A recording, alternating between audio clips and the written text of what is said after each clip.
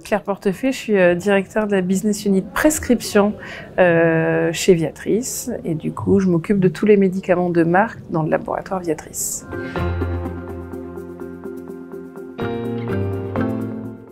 On est historiquement, comme la totalité des laboratoires pharmaceutiques, on a la charge du développement, de la promotion de molécules, de médicaments sous forme de molécules qui servent à traiter les patients. Aujourd'hui, la médecine évolue et un patient ne sera plus traité seulement par des molécules, mais aussi par d'autres outils qui permettront aux patients d'aller mieux, à l'entourage de mieux gérer son proche malade, et les digital thérapeutiques sont pour nous, il est capital que Viatris s'implique aussi dans les digital thérapeutiques parce que c'est aussi l'avenir de la médecine et de la prise en charge des patients.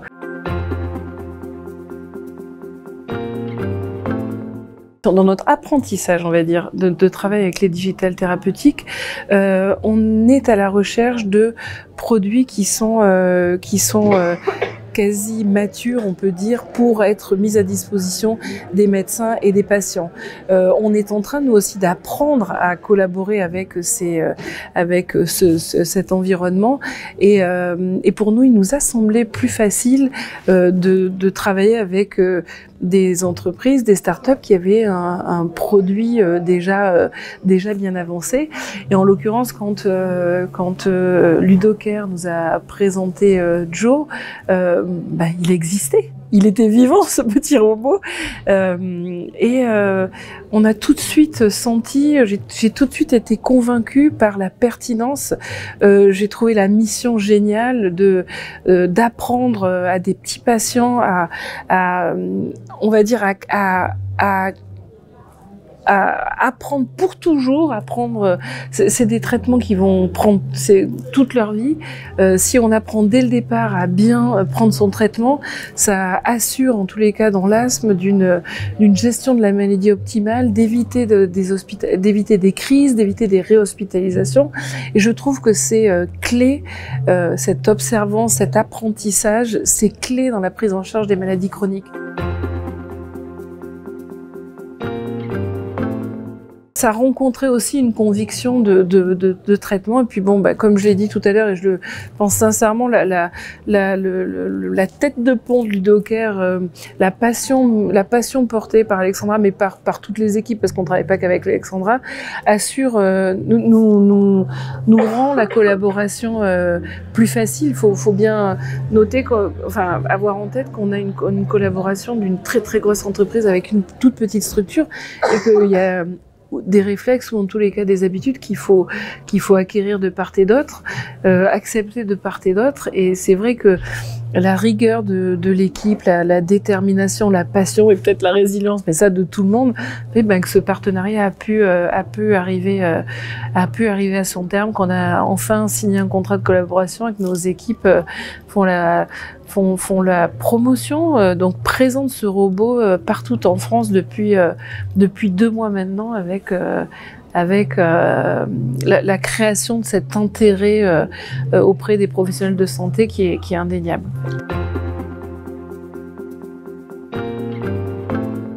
D'abord, pour nous, c'est la conviction que notre portefeuille de médicaments molécules doit être complété de médicaments digitaux, parce que c'est la conviction que c'est comme ça que les patients vont être pris en charge dans l'avenir. Donc ça, c'est une espèce de bénéfice, de viabilité de l'entreprise, d'avoir cette vision sur l'avenir de la prise en charge. Après, c'est aussi une image le bénéfice est aussi une image d'une structure d'un laboratoire qui ose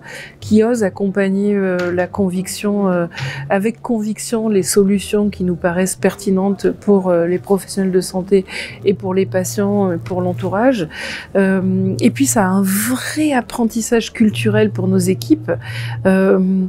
De travailler avec des structures plus petites, plus rapides, alors j'ai presque envie de dire agile au sens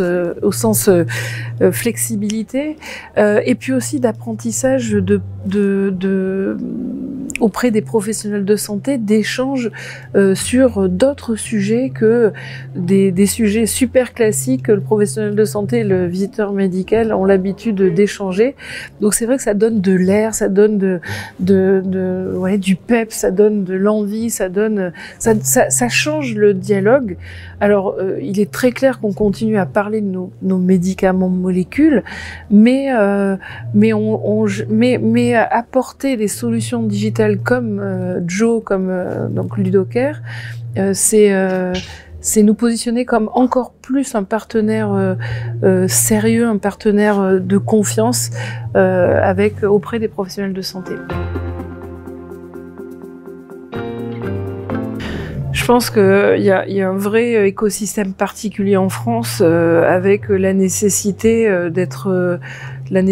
ou en tous les cas encore aujourd'hui la nécessité d'être remboursé. Il faut arriver à obtenir ce remboursement, donc à être évalué de façon pertinente, à montrer une efficacité et un impact sur le système de santé. Et c'est compliqué à mon sens aujourd'hui parce que les évaluateurs, on va dire, qui valident le remboursement sont dans des schémas. Alors je pense que j'aurais dit spontanément archaïque, c'est peut-être pas, mais à l'ancienne ou des schémas de molécules, les phase 3 versus bras comparateur au standard of care, enfin bras comparateur au standard of care, c'est pas possible ou c'est très compliqué pour un DTX de montrer une efficacité je sais pas, additionnelle ou une efficacité intrinsèque. Donc ça, c'est un vrai sujet d'existence en fait. Comment l'écosystème digital santé va pouvoir s'installer si les évaluateurs qui impliquent ou qui provoquent, qui permettent la prise en charge pour les patients n'évoluent pas dans leurs critères. Beaucoup prennent en exemple l'Allemagne, mais en fait, ce qu'ils ont mis en place, alors ils ont sûrement très bien communiqué, ça a été très utilisé, mais au final, quand on observe aujourd'hui ce qui se passe réellement en Allemagne, pas non plus la panacée, pas non plus un accès supérieur en quantité à ces solutions digitales. Et c'est vraiment ça, je pense, le challenge, parce que aujourd'hui,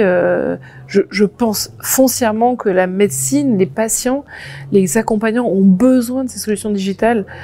pour décharger les hôpitaux, décharger la médecine libérale, rendre le patient encore plus en pouvoir, avec du pouvoir sur son traitement,